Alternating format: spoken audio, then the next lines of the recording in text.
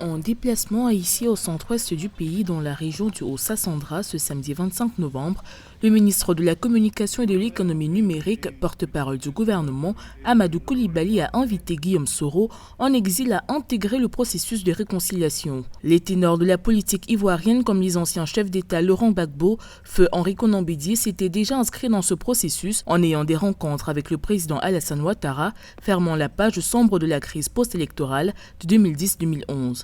Le président Gbagbo, qui a été adversaire du président Ouattara, est allé le saluer, l'appeler Monsieur le Président, n'a pas remis en cause son élection.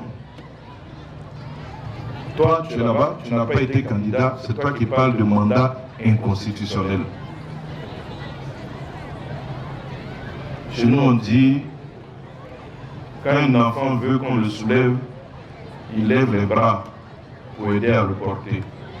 Si tu veux rentrer, lève tes bras. Et puis on va t'aider à rentrer. Si vous avez le mal du pays et l'attitude qu'il faut,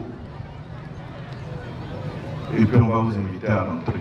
La déclaration du ministre Amadou Coulibaly, porte-parole du gouvernement, fait suite aux déclarations publiques de l'ancien Premier ministre Guillaume Soro.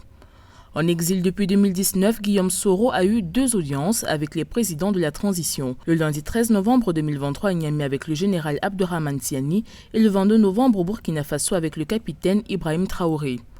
Au terme de ces rencontres, l'ancien Premier ministre a affirmé sa détermination à mettre fin à son exil en Europe et retrouver ses droits de citoyen dans son pays, malgré des peines judiciaires prononcées à son encontre sur 2 dossiers. On ne lance pas des discours de menace. On ne se promène pas dans des pays où la communauté internationale a condamné tous les régimes qui sont. Quel message on veut envoyer? Les Ivoiriens veulent la paix. Le chef de Saïwa nous l'a dit. En des mots très clairs.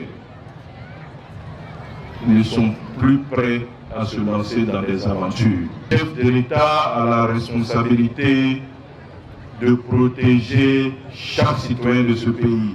Il a la responsabilité de protéger nos frontières territoriales. Et cela est assuré de fort belle manière, puisque c'est lui-même qui est le président du Conseil national de sécurité.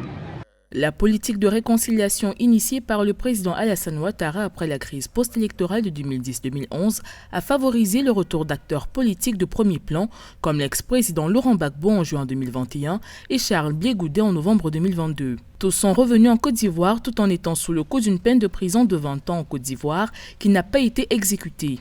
Guillaume Soro, ancien chef rebelle, ancien président de l'Assemblée nationale et Premier ministre, a été condamné à la perpétuité en juin 2021 en Côte d'Ivoire pour atteinte à la sûreté de l'État. Après un exil entamé en 2019, Guillaume Soro et les autorités ivoiriennes doivent désormais s'accorder sur une démarche de réconciliation qui viendra sceller définitivement l'œuvre de réconciliation et de pardon initiée et réussie par la Côte d'Ivoire depuis 2012.